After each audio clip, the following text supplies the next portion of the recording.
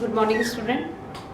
In the last class, we have covered topic form of organizational structure, and today we will discuss about the formal and informal organization. हमने देखा कि आपके जो है आपके different जो स्ट्रक्चर हैं, जैसे फंक्शनल है और डिवीजन स्ट्रक्चर है, उनके बारे में पढ़ा। उसमें डिफरेंट डिपार्टमेंट और एक्टिविटी के हिसाब से डिवीजन हमने जाना। जैसे फंक्शनल स्ट्रक्चर में आपका एक्टिविटी बेस जो है डिवीजन किया जाता है पूरे ऑर्गेनाइजेशन को, और जैसे आपके फंक्शन हो गई, परचेज डिपार्टमेंट हो गया, मार्केटिंग हो गया, सेल्स डिपार्टमेंट हो गया। देन डिविजनल में जब कोई ऑर्गेनाइजेशन एक्सपैंड करता है, ग्रोथ करता है और more than one like product को चूज़ करता है, तो डिवीजन स्ट्रक्चर को फॉलो करता है। First of all according to product line and then function base division होता है। जैसे example Patanjali is the best example of divisional structure. Now we will discuss about the formal organization. Formal organization refers to the organization structure which is designed by the management to accomplish the particular task. देखिए, आपका जो formal organisation structure होता है, पूरा main focus उनका task को complete कराना, means work emphasis जो आपके ऑर्गेनाइजेशन में एनवायरनमेंट होता है उसे हम लोग फॉर्मल ऑर्गेनाइजेशन कहते हैं, जिसमें सिर्फ आपके टास्क को कंप्लीट करना और जो है जॉब और रिस्पॉन्सिबिलिटी और अथॉरिटी इस तरह से असाइन की जाती है कि टास्क अकम्प्लिश हो सके इफेक्टिवली और efficiently. It specify clear the boundaries of the authority and responsibility, and there is a systematic coordination among the various activity to the achieve organizational goal. ठीक है, तो मैंने जैसे अभी आपको बताया है कि अथॉरिटी और रिस्पॉन्सिबिलिटी का एकदम क्लियर जो है सिस्टमैटिक वे यूज़ किया जाता है ताकि डिफरेंट डिपार्टमेंट के बीच में कोऑर्डिनेशन हो सके और जो है स्मूथली अपने गोल को अचीव कर सकें।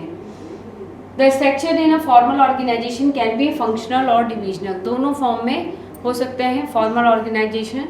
ठीक है, तो formal this is a type of organisation and that is the type of organisational structure. Okay, तो फंक्शनल और डिविजनल दोनों तरीके के आपके फॉर्मल ऑर्गेनाइजेशन में हो सकते हैं। फीचर क्या है? This clarify who has to report whom, clear आपका स्केलेटन चेन फॉलो होता है, यूनिटी ऑफ कमांड फॉलो होता है, अथॉरिटी रिस्पॉन्सिबिलिटी का रिलेशनशिप फॉलो होता है। It means to achieve the objectives specified in plan, effort of various departments are coordinated, interlinked and integrated. It deliberately designed by the top management and it places more emphasis on a work to be performed than interpersonal relationship. First point, कौन किसको report करेगा, who is accountable to whom. ठीक है, then उसके बाद it means achieve the objectives specified plan, जो pre plan जो planning बनी है उसके अकॉर्डिंग ऑब्जेक्टिव को अचीव करना।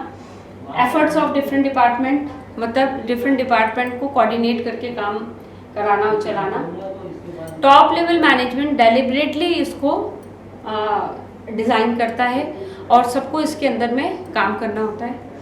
It place more emphasis on work perform than interpersonal relationship, मतलब इमोशनल नीड को इतना जो है क्या बोल सकते हैं कि प्रायोरिटी नहीं दी जाती है, सिर्फ काम को फोकस किया जाता है आपके इसमें।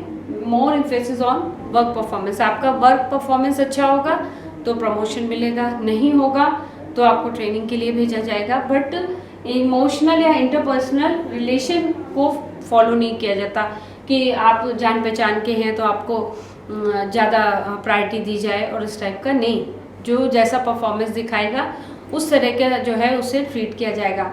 आप एक तरीके से कह सकते हैं कि हमने जो टेलर की टेक्निक पढ़ी थी डिफरेंशियल पीस वेस सिस्टम, उसको फॉलो किया जाता है। फॉर्मल ऑर्गेनाइजेशन के कुछ एडवांटेजेस हैं, जैसे it is easier to fix responsibility, there is a no ambiguity in the role of everyone. ठीक है, एम्बिग्यूटी मीन्स कोई कन्फ्यूजन नहीं होता है क्योंकि क्लियर है कौन किसके अंडर काम कर रहा है आपका स्पैन ऑफ मैनेजमेंट को टोटली फॉलो किया जाता है कि एक सुपीरियर के अंदर कितने सबऑर्डिनेट वर्क करेंगे, everything. Unity of command is strictly follow in this and it lead to effective accomplishment of goal and it provide the stability of the organisation. ठीक है, ऑर्गेनाइजेशन को एक स्टेबिलिटी प्रोवाइड कराता है कि प्री डिफाइंड प्री प्लान जो objective है उसको कैसे अचीव करना है।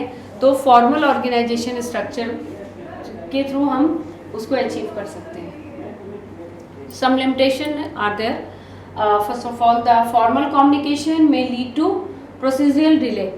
ऑब्वियस सी बात है, आप स्केलर चेन फॉलो करोगे, पहले कम्युनिकेट करोगे अपने हेड से, वो फिर आगे आपकी बात पहुंचाएगा, फिर टॉप लेवल मैनेजमेंट पे, फिर वहाँ से आने में डिसीजन हो जाता है। तो कोई अगर इमरजेंसी स्टेप फॉलो करना है तो काफ़ी टाइम लग सकता है फॉर्मल कम्युनिकेशन में। It does not allow any deviation from rigidly laid down policy. ठीक है, कोई भी चेंजेस, कोई भी डेविएशन अलाउ नहीं होते हैं जो है आपके फॉर्मल ऑर्गेनाइजेशन में।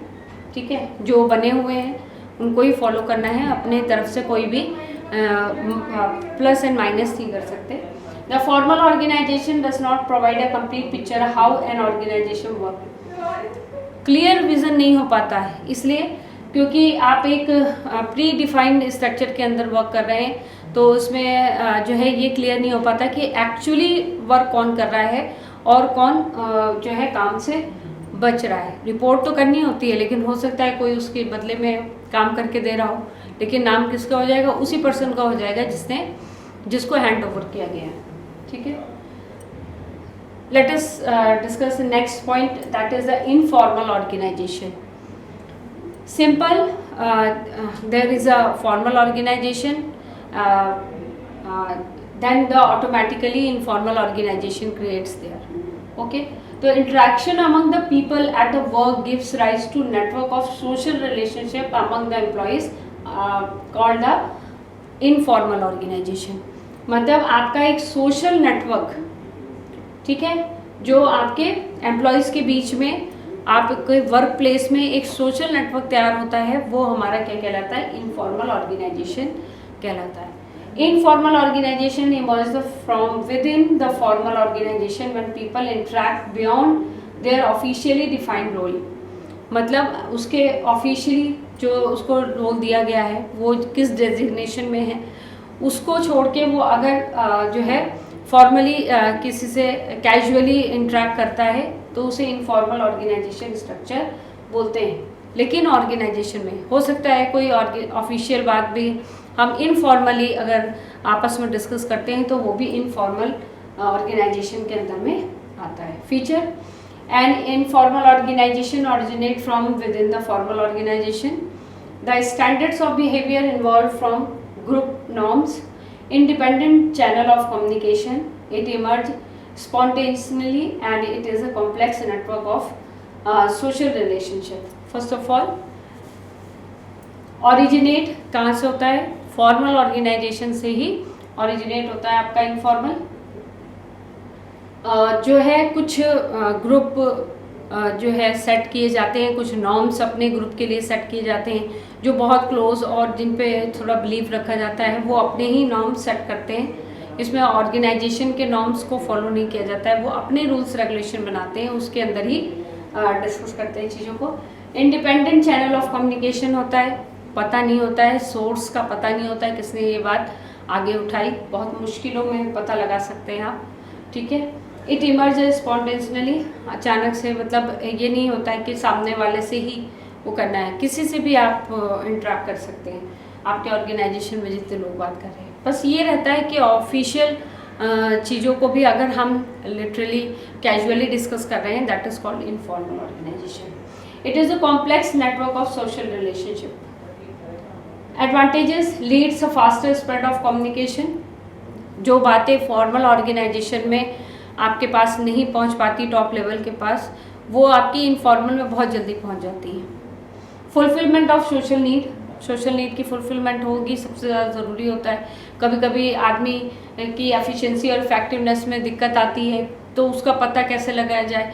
तो इस तरह के ग्रुप जो होते हैं, इनफॉर्मल ग्रुप होते हैं, उनसे जो है एम्प्लॉयज़ की सोशल नीड का पता लगाया जा सकता है, किस वजह से वो काम ढंग से नहीं कर रहा है, क्या रीज़न हो सकता है, वो सारी वगैरह चीज़ें।